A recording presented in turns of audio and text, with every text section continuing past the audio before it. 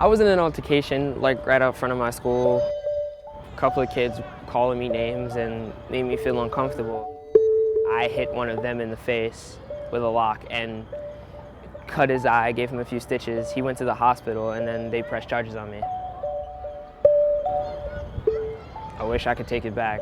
Actually, no, I don't wish I could take it back because what happens to me afterwards is one of the best things that happened to me in my entire life.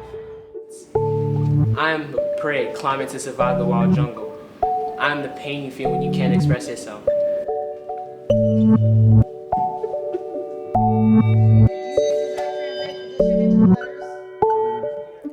I see kids whose confidence is built, whose ability to express themselves is better than when they came in. But what I'm there for in the room is to create a work of art. In what you give also comes what you get. I'm Judy Tate, and I am one of the artistic directors of the Stargate Theatre company.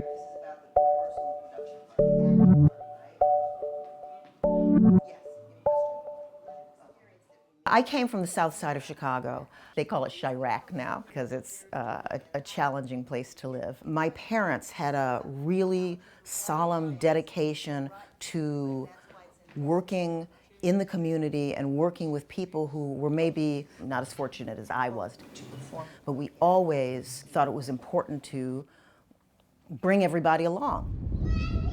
One of the reasons I feel so dedicated to these young men is that maybe they come from areas that had been left behind.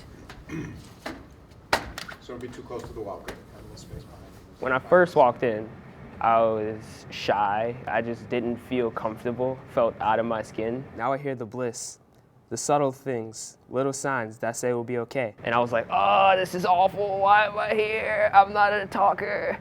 But I need the money, so why not stay?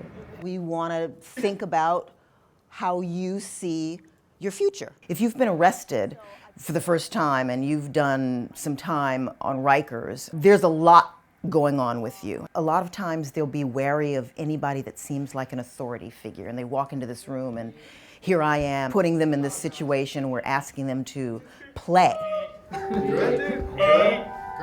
Gradually, over the course of time, their shoulders start to go down and their backs start to straighten up, and sometimes you start to see a smile where you might not have seen a smile before. Right before that, I felt their pain. It was inside me.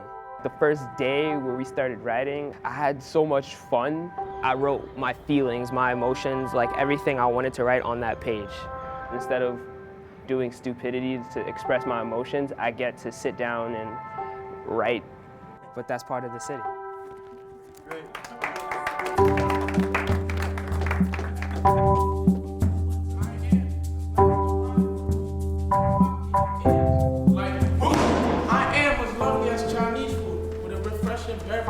When we performed, oh my God, it's like heroin. It's like the greatest drug ever. Dear God, I don't know if you exist. Specifically, even if people would have said, wow, you guys are awful, like we did it and you didn't, you're just mad. I really enjoyed performing. I loved it. Cries are never heard. Being left out is the life of a stereotypical black teenager. I don't know whether these kids will ever take another acting class, if they will ever take another writing class, but somewhere in their life they're going to have to talk about where they came from and what they want and what they aspire to, and that's the practice that they get in here. I'm Chris. That's what you can do. That's what owning your language and owning your ideas can do.